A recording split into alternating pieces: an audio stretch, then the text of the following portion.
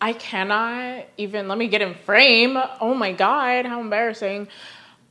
I cannot even believe that it's my birthday. Well, technically it's not my birthday when I'm filming this, but if I'm doing this right, this will come out on my birthday or around my birthday. And I can't believe I've made it to 30 freaking 1. Like, never in my life did I think I would make it this far. This is a world record for me. This is a record for me. I have bested my best. I made it to 31, yeah. Yeah. And I feel so lucky. I feel so grateful. I feel all the feels. I get really reflective during my birthdays, anytime it's around my birthday, because like I said, I mean, it's a strange sentiment, but it's a very real one for me that like, I don't ever imagine that I'm going to make it year after year after year. And I think though, for the first time since I turned 30, when I turned 30, I think something in my brain chemistry or something just switched. And now I almost couldn't imagine myself being anywhere else. Like, I pretend like 31. I think if you had asked younger me if I'd ever make it to 31, I'd be like, whoa, first off, that's a long time from now. You know, I'm hot, young, and free. 30s is unfathomable. But also, I think part of me just would have no idea what 31 would even look like for me, right? But then once I turned 30, it's like something in me was like, no, like, life is actually fun and great, and it's complicated, and it gets ugly, and it gets heartbreaking, but it's also on the opposite side, like I said, fun and beautiful, and there's so many passionate and precious moments.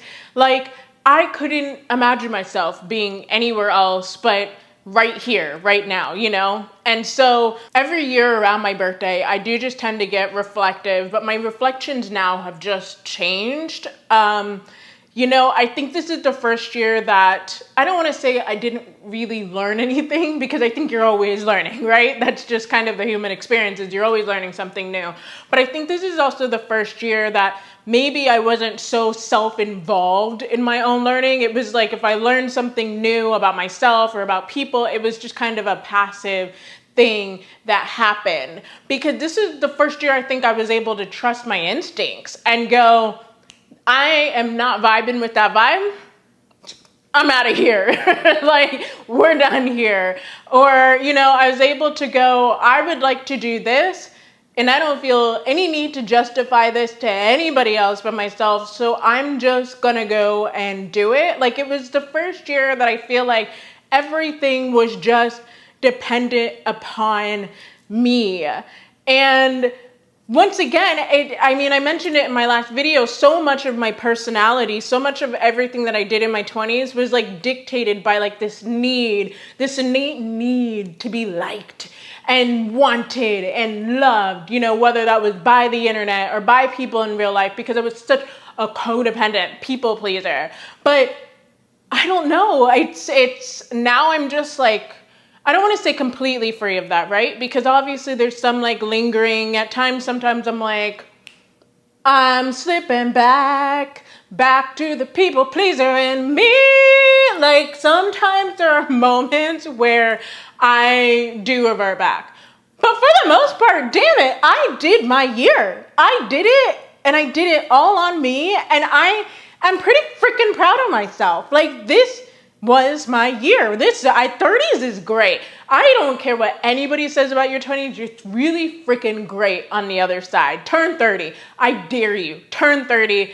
You're gonna feel amazing. Whatever feelings you have right now, you're gonna feel amazing. Doesn't matter what your life looks like, because I'll be honest, like I mentioned this time and time again, my life situation hasn't really changed that much, but I have changed, and I have changed in a way that means that I can handle what my life looks like for the most part. I mean, I'm sure there's some situations that would throw me for a curveball, as they should, but I can handle life now. You know, I feel pretty prepared.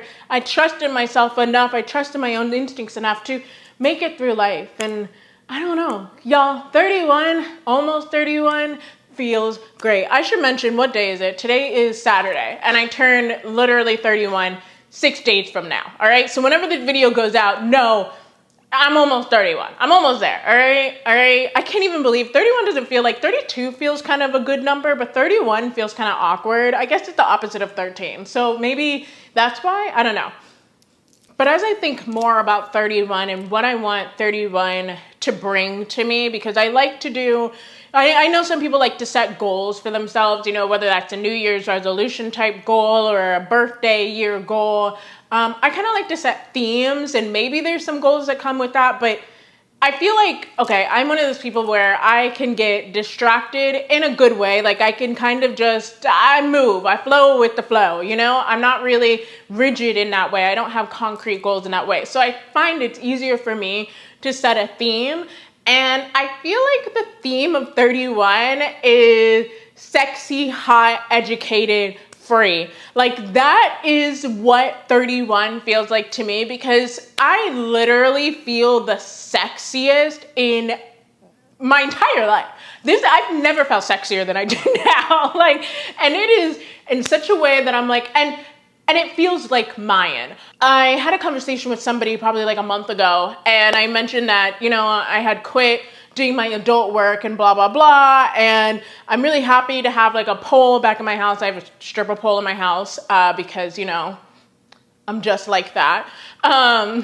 Just that bitch. But they had asked me, you know, do you think you're gonna like, you know, sell videos of yourself on the pole and whatnot? And I was like, honestly, maybe, but right now I can't see that. And the reason why I can't see that is because for the first time in my life, my sexuality is mine. It's not something that I feel the need to share with anybody. It's not something that, this is like my reclamation period. And I feel like, you know, 30 was my reclamation period, and 31 feels like I finally get to own this shit.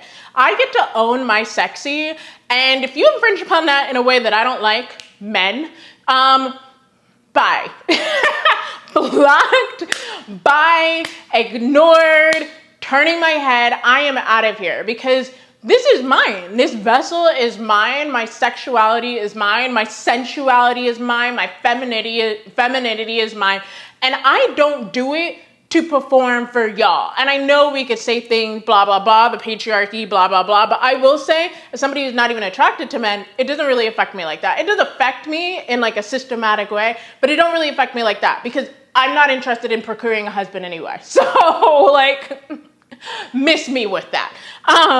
But the point being is that this is the first time that my sex is mine. And I just want to almost empower other women to take reclamation of their own sexuality as well. And, you know, there's such a shame, there's such a stigma. I think also with being disabled, there's such a stigma about it too. Like, we can't be the sexy, hot, educated beings that we are. And like, I'm sorry, I exist, which means more of me exists. More of us, sexy, hot, educated, free, disabled women exist. And like, I kind of want to be able to play around and spread the message of this inherent, just like we're here, you know, we're here, and this is ours, and it's not for anybody else, it's for us. Because here's another thing that I had learned, you know, over the course of like my late 20s, early 30s, is like, a lot of people don't understand the concept of you being bad for yourself.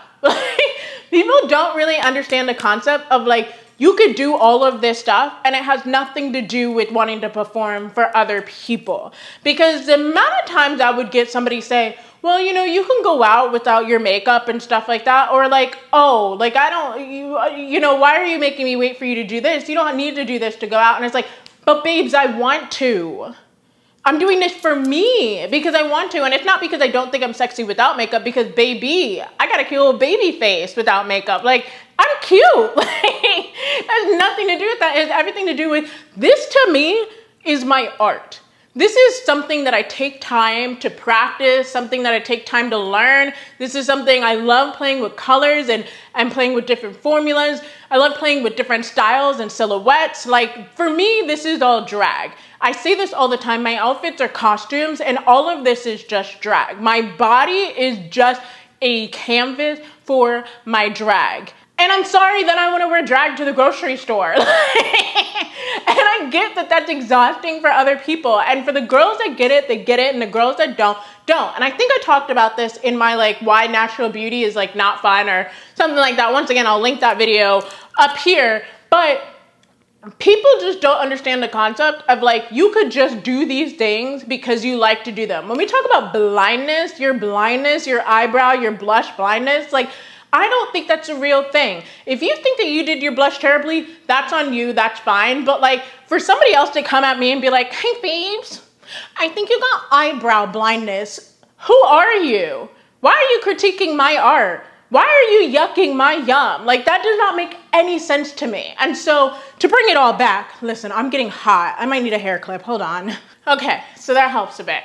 But I wanna use 31 to empower other women to reclaim themselves, reclaim autonomy, reclaim their space, reclaim, whatever makes them truly happy that exists outside of what everybody feels like is for everybody else, what everybody feels like is a performance. Now, on the other hand, you know what else I want to do at 31 is I want to perform again. I know that's such a double standard, but I've always been a performer. I've always been on stage and I really, really miss performing. And I think that I'm going to make friends with the performance girlies, try to leave my house. That is really a big thing for me is I need to get out more. I love people, but I deprive myself of people and I need to stop doing that. So I need to leave my house more often, make friends with the performance girlies and get myself back up on stage.